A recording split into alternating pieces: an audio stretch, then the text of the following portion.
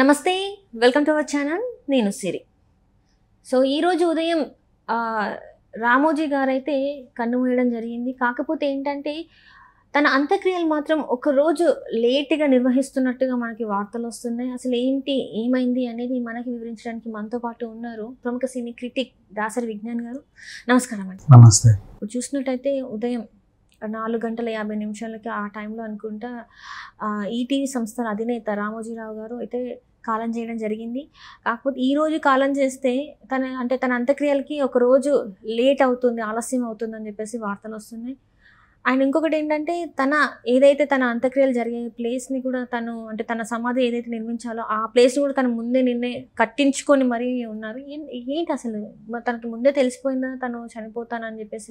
అట్లానే కాదు, చాలా మంది ప్రముఖులు కూడా ఏం చేస్తారంటే అంటే ఎక్కువ ల్యాండ్ టౌన్షిప్స్ ఇలాంటి ఏరియాలు ఉన్న వాళ్ళు భూస్వాములు బేసికల్, నాట్ ఓన్లీ రామోజీరావు, ఎవరైనా సరే బాగా ల్యాండ్, ఇప్పుడు for example my home apartments ఉన్న వాళ్ళు, ఆదిత్య కన్స్ట్రక్షన్, ఇంకేవో కన్స్ట్రక్షన్స్, బోల్డ్ అని కన్స్ట్రక్షన్స్ ల్యాండ్స్ ఎక్కువ ఉన్న వాళ్ళు ఏం చేస్తారంటే వాళ్ళ ఇల్లు కూడా చాలా బాగా నిర్మించుకుంటారు. అండ్ వాళ్ళకంటూ కొంచెం ఇష్టమైన కొన్ని ప్రదేశాలు ఉంటాయి, వాళ్ళ ప్రేమగా చూసుకునే ఫామ్ హౌస్లో లేకపోతే ఇంకేమైనా ల్యాండో, వాళ్ళకు ఊర్లో సొంత ల్యాండో సంథింగ్ ఏవో ఉంటాయి. ఇప్పుడు ఈయనకి ఇష్టమైంది రామోజీ ఫిలిం సిటీ, చాలా ఇష్టంగా కట్టుకున్నాడు. అలా ఉన్నప్పుడు చాలామంది సంపన్నులు కూడా ఏం చేస్తారంటే నేను చనిపోతే ఇక్కడే నన్ను పెట్టాలి అన్నట్టుగా కొంతమంది అనుకుంటారు. ఇప్పుడు మన ఎన్టీఆర్ గారిది అక్కడ ఉంది, ఎన్టీఆర్ గార్డెన్స్. అక్కినేని గారిది ఏమో వాళ్ళ స్టూడియోలో పెట్టారు, రామనాయుడు గారిది కూడా వాళ్ళ స్టూడియోలో పెట్టారు, దాసరి గారిది అటువైపు పెట్టారు వాళ్ళ ల్యాండ్ ఏదో ఉంటే సంథింగ్. అంటే చాలామందికి అట్లా కోరిక ఉంటుంది, ఈయన కూడా అలాగే పెట్టుకొని ఉంటారు. నేను చాలామంది ప్రముఖుల్ని చూసాను, నేను చనిపోతే నన్ను ఇక్కడ పెట్టండి, నాకు ఈ ప్రదేశంలో ఉండాలని ఉంది, వాళ్ళకి అదో సంతృప్తి, వీళ్ళు కూడా అలా చేస్తారు. అండ్ నిన్న మార్నింగ్ 4:30 ఆ టైంలో చనిపోతే మోస్ట్లీ 7:30 వరకు ఏమో బయటికి చెప్పారు. స్టార్ హాస్పిటల్స్లో అడ్మిట్ చేశారు. బేసిక్ చాలామంది ఏజీ అవి వెళ్తున్నా మనం చూసాం, కానీ ఈసారి ఇతనేమో స్టార్ హాస్పిటల్ వెంటిలేటర్ పైన ఉంచారు. ఆరోగ్యం అప్పటికే బాగాలేదు, క్షీణించింది. ఇంతకు ముందు కూడా మొన్న స్టంట్ వేశారు, అప్పుడు కూడా పర్లేదు అనిపించింది. మొన్నేమో సిబిఐ వాళ్ళు సిఐడి వాళ్ళు వచ్చినప్పుడు కూడా ఆయన మంచాన పడి ఉండే, ఆ విజువల్స్ కూడా మనం చూసాం. ఇట్లా కొంచెం చాలా ఇబ్బందులు పడ్డాడు. అంటే ఏజ్ కూడా అట్లాంటిది కదా, 87 years మా. ఇప్పుడు అది ఏదో 50 ఏళ్ళ అతను 40 ఏళ్ళ అతను అంటే మనం ఇంత మాట్లాడుకోవాల్సిన అవసరం లేదు. 87 years. సో తనకు కూడా రోజు మందులు వేసుకునే వాళ్ళు కూడా, రోజు హెల్త్ కేర్ తీసుకునే వాళ్ళు కూడా ఏం తినాలి ప్రతి దాంట్లో జాగ్రత్తలు వహిస్తూ ఉంటారు ప్రతిరోజు. సేమ్ అలాగే ఆయన కూడా కేర్ తీసుకున్నాడు. అనుకోకుండా some times it will happen. And ఆయనకు కూడా ఇంతకుముందు లోపల చిన్న క్యాన్సర్ కణాలు వస్తే దానికి కూడా చికిత్స చేశారు. బాగానే ఉండే ఆరోగ్యం, అంటే అంతవరకు కూడా ఉక్కులా కాపాడుకుంటూ వచ్చాడు.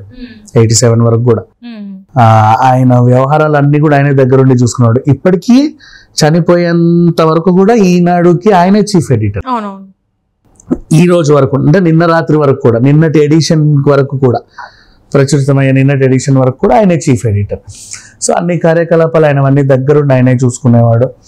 అండ్ అలాగే ఈటీవీ సంస్థ పెట్టినప్పుడు అయితే ఇంకా అన్ని లాంగ్వేజెస్లో విస్తరించడం, ఒక స్టార్ నెట్వర్క్ లాగా.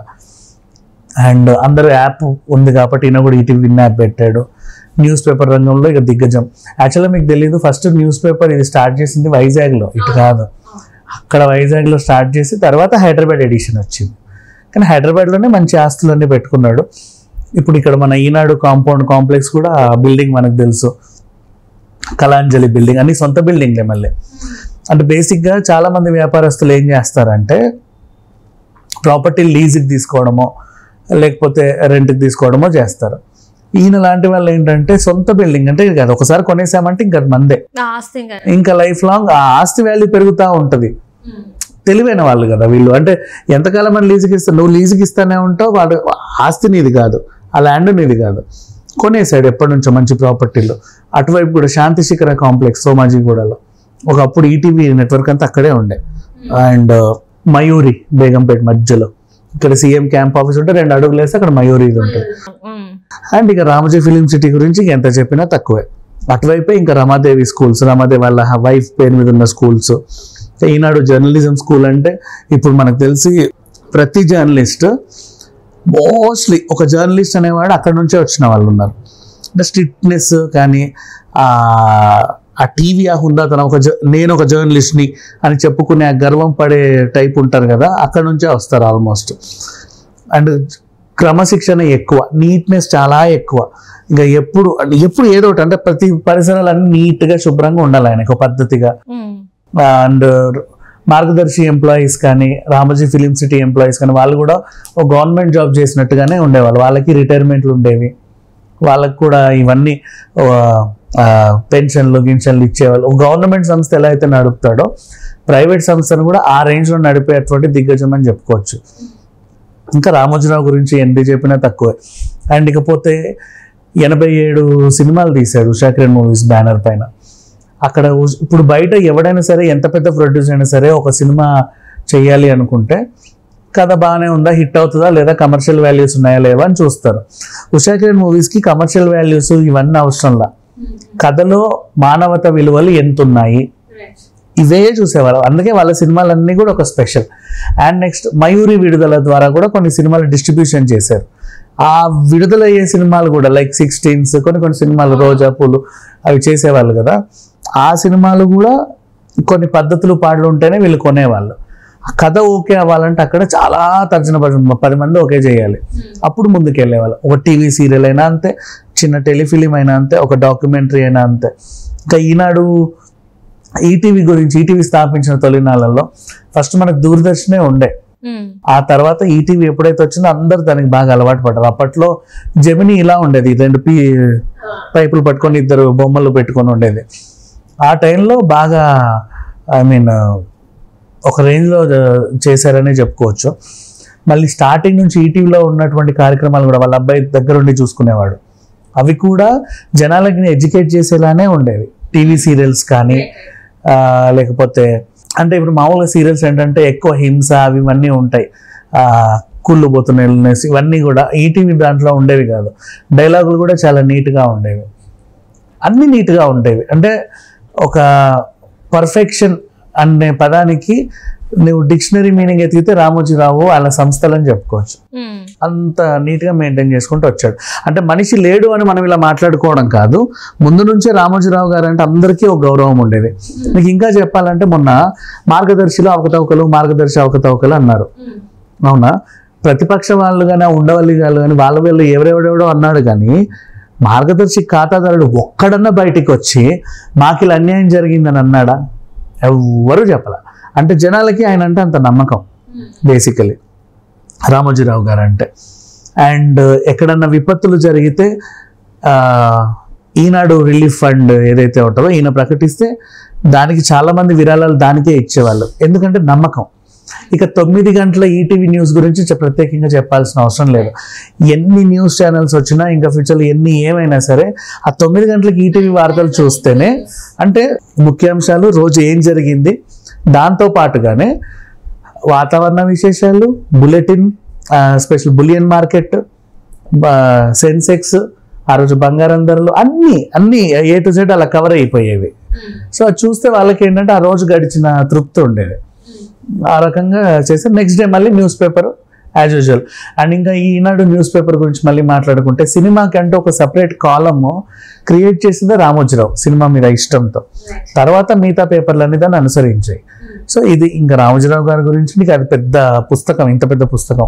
అంటే ఇప్పుడు తను చనిపోయిన తర్వాత ఒక్కరోజు ఆలస్యం చేస్తున్నారు కదా, దీనికోసం చేస్తున్నారు అంటే ఆలోచన? నార్మల్గా అయితే అంటే తన కోసం వచ్చే వాళ్ళు ఎవరైనా రావాల్సిన అది ఉందా, అందుకోసం ఏమన్నా ఆలస్యం అవుతుంది? వాళ్ళ మనవాడు రావాల్సి ఉంది. అండ్ ఇంకొకటి, చనిపోయింది ఏదో ఆషామాషి వ్యక్తి అయితే కాదు కదమ్మా, అంత ఈజీగా చనిపోయాడులే అని చెప్పేసి మధ్యాహ్నం 12 గంటలకల్లా దాన సంస్కారాలు చేసి చేతులు దులుపుకోవడానికి ఒక దిగ్గజం. అండ్ ఇంకోటి, ఫస్ట్ టైం ఒక జర్నలిస్ట్కి అధికార లాంఛనాలతో, ప్రభుత్వ అధికార లాంఛనాలతో అంత్యక్రియలు జరగడం ఇదే ఫస్ట్ టైం. రేవంత్ రెడ్డి ప్రభుత్వం నిర్ణయించింది ఆల్రెడీ. అండ్ చంద్రబాబు నాయుడు గారు కూడా రావాలి. అండ్ ఆయన గెలిచి రేపో ఎల్లుండో ప్రమాణ స్వీకారం అన్నప్పుడు ఇది జరగడం ఇంకా చాలా బాధ విషయం. అంటే ఈవెన్ మోడీ ప్రమాణ స్వీకారానికి కూడా లేడు. వాళ్ళ గెలుపులో ఈయన చాలా కీలక పాత్ర పోషించాడు. వాళ్ళంటే మంచి సాన్నిహిత్యం ఉంది, 4 దశాబ్దాల ఫ్రెండ్షిప్ వాళ్ళది. ఆ టైప్లో ఈయన లేననుకోవడం ఆయన కూడా జీర్ణించుకోలేడు. ఆయనకి చాలా సహాయం చేశాడు. ఎన్నో ఒడిదొడుగులు తట్టుకున్నాడు. జగన్ ప్రభుత్వం ఎంత హింస పెట్టినా భరించాడు. చంద్రబాబు నాయుడే గెలుస్తాడు అని కూడా అనుకున్నాడు. ఆయన గెలిచాడు. ఈయన వెళ్ళి కనీసం ఆ ప్రమాణ స్వీకారం చూసినా బాగుండేది అన్న ఫీలింగ్ చంద్రబాబు నాయుడు గారు మిగిలిపోయింది. నేను ఇంత కష్టపడి గెలిచాను, ఇంత క్లీన్ స్వీప్ చేసి గెలిచాను మొత్తం రాష్ట్రం అంతటా, అరే మరీ దారుణంగా కనీసం ఆయన లేడే అనే ఒక బాధ ఆయనకు కూడా ఉంటుంది. అందరికీ ఉంది అఫ్ కోర్స్. అండ్ పాపం వాళ్ళ అబ్బాయి చనిపోయినప్పుడు కూడా మనం ఇలాగే ఫీల్ అయ్యాం. సుమన్ గారు కూడా ఏమంత తక్కువ వ్యక్తి అయితే కాదు. ఈటీవీకి ఆయన ఒక వెన్నెముక లాంటి మనిషి. ఇక ఇప్పుడు మొత్తం ఈనాడు గ్రూప్స్ ఎండి. అండ్ ఈయనకి ఒక కళ ఉండేది, 100 సినిమాలు చేద్దాం అనుకున్నాడు ఉషాకిరణ్ మూవీస్లో. కాకపోతే వీళ్ళకైనా కథ ఓకే అవ్వడం చాలా కష్టం. 13 సినిమాలే 87 చేశాడు, ఇంకా 13 సినిమాలు చేస్తే అయిపోయేది. దానికి కూడా ప్రణాళికలు సిద్ధం చేసుకున్నారు, అన్నీ ఒకేసారి చేద్దాం అనుకున్నారు. బట్ ఈలోపు ఇది అయిపోయింది. అండ్ ఓం అనే పేరుతో ఒక ఆధ్యాత్మిక సిటీని నిర్మిద్దాం అనుకున్నాడు. అంటే ఏంటంటే దేశవ్యాప్తంగా ఇప్పుడు ఆల్రెడీ మనకు కూడా ఒక యాదగిరిగుట్ట దగ్గర ఒకటి ఉంది, సురేంద్రపురి, ఆ టైప్ మనకి అన్ని గుళ్ళు ఉండేవి. ఈయన ఏంటంటే మొత్తం శక్తిపీఠాలు, ఇప్పుడు వైష్ణోదేవి ఆలయం కానీ, రామేశ్వరం కానీ, అండ్ నెక్స్ట్ మన మీనాక్షి అమ్మ టెంపుల్ కానీ, పూరి జగన్నాథ టెంపుల్ కానీ, పెద్ద పెద్ద టెంపుల్స్ చాలా ఉన్నాయి. మన చార్ధామ్ యాత్ర వైపు చూసుకున్న మహాలక్ష్మి టెంపుల్ కోల్కట్టా కానీ, ఇంకా ఢిల్లీలో ఉన్న టెంపుల్స్, ఆ పరిసరాల్లో ఉన్న టెంపుల్స్, మొత్తం దేశవ్యాప్తంగా ఉన్న అన్ని రకాల ప్రధాన టెంపుల్స్ అన్నిటినీ సేమ్ వాటి రూపురేఖలతో ఓం అనే పేరుతో ఒక మంచి ఆధ్యాత్మిక సిటీ నిర్మిద్దాం అనుకున్నాడు. అంటే ఇప్పుడు మనం వైష్ణోదేవి ఆలయానికి వెళ్ళాలన్నా, ఇటు పంబన్ బ్రిడ్జ్కి వెళ్ళినా, కాశీ టు కన్యాకుమారి వెళ్ళాలి. కానీ ఇక్కడ అట్లా కాదు, అన్ని ఒకటే చోట ఇటు ఆ టైప్ ఆఫ్ ఒక సిటీ నిర్మిద్దాం కూడా. అది కూడా కలగానే మిగిలిపోయింది. అంటే అది కూడా చాలా ఏళ్ళు బట్టే ప్రాజెక్టే. అంత ఈజీగా ఎంత డబ్బులు ఉన్నప్పటికి కూడా తొందరగా అయ్యే పని అయితే కాదు, ఎంతమంది శ్రమించిన. అంటే అప్పటికే తన ఆరోగ్యం బాగాలేని పరిస్థితిలో ఉండి, ఇంకా తను అన్ని చక్కబెట్టుకోలేని పరిస్థితిలో ఉన్నారు కాబట్టి అది లేట్ అయింది అన్నారు. ఎట్లయినా చేయాలనుకున్నారు కానీ చేయలేని పరిస్థితి. లాస్ట్ స్టేజ్ లో ఆయన చాలా ఇబ్బంది పెట్టింది మాత్రం మార్గదర్శి ఇష్యూవే. జనాలు ఎవరు బయటికి రాలేగానే వీళ్ళే చాలా ఇబ్బంది పెట్టి పెట్టి పెట్టి పెట్టి హింసించారు. బట్ అప్పటికి కూడా ఏదో తట్టుకుంది ఆ ప్రాణం. ఇప్పుడు నిన్న రాత్రి అంటే ఎర్లీ మార్నింగ్ అలా 4:30కి అలా ప్రాణం విడిచాడు. నిన్ననే యాక్చువల్ చాలా సీరియస్గా ఉండే, వెంటిలేషన్ పైన ఉంచిన తర్వాత కూడా డాక్టర్స్ కాపాడలేకపోయారు. But it's okay. అంటే ఇక 87 ఏళ్ళు ఎప్పుడైనా పోవాల్సిన ప్రాణమే. కానీ ఇవాళ కాకపోతే ఇంకొన్నాళ్ళు ఉంటే బాగుండు అనే కోరిక అందరికీ ఉంటుంది. అంటే ఇక్కడ ఇంకొకటి ఏంటంటే తనకి ఏంటంటే బౌద్ధ జైనుల మతాన్ని నమ్ముతారని చెప్పేసి తను అంత్యక్రియలు జరిగే ప్లేస్ తర్వాత అంటే తన స్మారక కట్టడం అనేది కూడా తను ముందే నిర్మించుకొని పెట్టడం కూడా మనం చూసాం.